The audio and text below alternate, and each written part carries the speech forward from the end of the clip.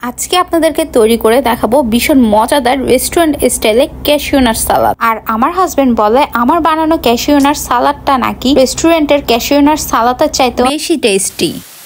Cashew nut সালাদের preparation শুরু করার জন্য ফার্স্টে আমি সালাদগুলো কেটে নিচ্ছি। এখানে 3 কালারের ক্যাপসিকাম নিয়ে নিলাম, এগুলো এভাবে কুচি করে কেটে নিচ্ছি। সালাদ তৈরি টোটালি একটা আর্ট, আপনারা যেভাবে খুশি সেভাবে আপনাদের পছন্দের শেপ দিয়ে কিন্তু সালাদগুলো কেটে নিতে পারেন। 3 কালারের ক্যাপসিকাম কেটে নেওয়ার পরে আমি টমেটো কুচি নিয়ে নিলাম, এরপরে আরো নিয়ে নিলাম শসা, গাজর, ধনিয়া পাতা, কাঁচামরিচ কুচি। এখানে প্রতিটা আইটেমই হাফ কাপের মতো আছে নিয়ে নিয়েছিলাম। আরো এখানে আছে 2টি মিডিয়াম সাইজের পেঁয়াজকে কিউব করে কেটে নিয়েছি। কাটাকুটির কাজ শেষ, এখন চলে আসলাম ক্যাশিউ নাট সালাদের জন্য যে সসটা লাগবে ওই সসটা রেডি করতে। এখানে আমি হাফ কাপ পরিমাণ টমেটো সস, হাফ কাপ পরিমাণ চিলি সস, টেবিল চামচ সয়া সস, হাফ চা চামচ হোয়াইট ভিনেগার, হাফ চা চামচ স্বাদ মতো লবণ দিয়ে সব একসাথে মিক্সড করে নিলেই কিন্তু সালাদের সসটা রেডি। এখন এটা একপাশে রেখে এখন চলে আসলাম চিকেন ম্যারিনেট করতে। চিকেনের বেস্ট পিসের অংশ থেকে ছোট করে চিকেন কেটে নিয়েছি, আর এখানে চিকেন 1 কাপ পরিমাণ আছে।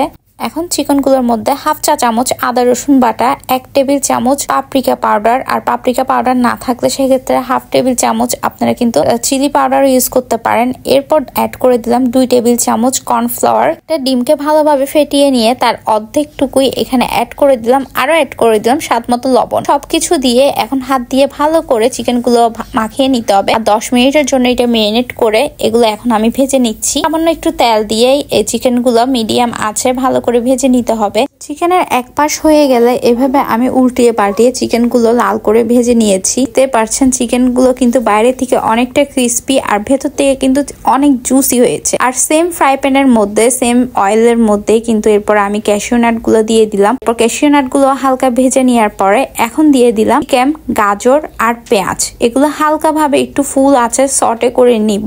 এগুলো হালকা ভাবে ক্রাঞ্চি করে ভেজে নিতে হবে, বেশি ভাজা যাবে না, তখন কিন্তু খেতে ভালো লাগবে না। আপনারা যারা সালাদটা কাঁচা খেতে পছন্দ করেন টোটালি আপনারা কিন্তু না ভেজেও খেতে পারেন। এখানে আমি সামান্য ব্ল্যাক পেপার আর লবণ দিয়ে এগুলো কাঞ্চি করে ভেজে নিয়েছি। এখন একটা সার্ভিং বোলে সার্ভ করে নিচ্ছি, যে বোলটাতে আমি সালাদ গুলো বানাবো। এরপরে বাকি সালাদের ইনগ্রিডিয়েন্টস গুলো সব দিয়ে দিলাম। এখন হলো যা কিছু রেডি করেছি সব একসাথে মিক্সড করার পালা। এরপর এখানে 1.5 টেবিল চামচের মতো লেবুর রস দিয়ে দিলাম। এরপর অ্যাড করে দিচ্ছি ভেজে রাখা চিকেন, ক্যাশিউ নাট, তৈরি করে রাখা সস। এই সব কিছু এখন ভালো করে একটা চামচের সাহায্যে মিক্সড করে নিচ্ছি। আর এই সালাদ মিক্সড করার সময় অনেক একটা ফ্লেভার আসছিল এই সালাদ থেকে, সে করতেছিল এখনই খেয়ে ফেলি। যার হাতে এই মজাদার সালাদ এনজয় করতে চান, মানে খেতে চান, তাকে কিন্তু অবশ্যই মেনশন করে দিন, যাতে করে যত তাড়াতাড়ি সম্ভব আপনিও আমার মতো এই মজাদার সালাদটা এনজয় করতে পারেন। দেখতেই তো পেলেন যে কতটা জুসি লাগছে সালাদটা,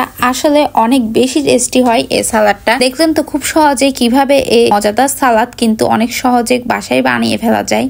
আর হ্যাঁ, আপনারা চাইলে কিন্তু এখানে ডালিমও ইউজ করতে পারেন। আমার বাসায় আজকে অ্যাভেলেবেল ছিল না দেখে আমি আর দিলাম না। এটা দিলে দেখতে অনেক সুন্দর লাগে। এটা টেস্ট করার পরে তো একেবারে আমার মন খুশি হয়ে গিয়েছে। আর আপনারা বাসায় এই রেসিপিটা ফলো করে কিন্তু অবশ্যই বানাবেন আর খেয়ে খেয়ে আমাদের জন্য দোয়া করবেন। যদি ভিডিও ভালো লেগে থাকে অবশ্যই লাইক দিবেন। আর আমাদের ফেসবুক পেজটা যারা এখনো ফলো করেনি ফলো করে আমাদের পাশেই থাকবেন। সবাই অনেক বেশি বেশি ভালো থাকবেন। That's it for today. আল্লাহ হাফেজ।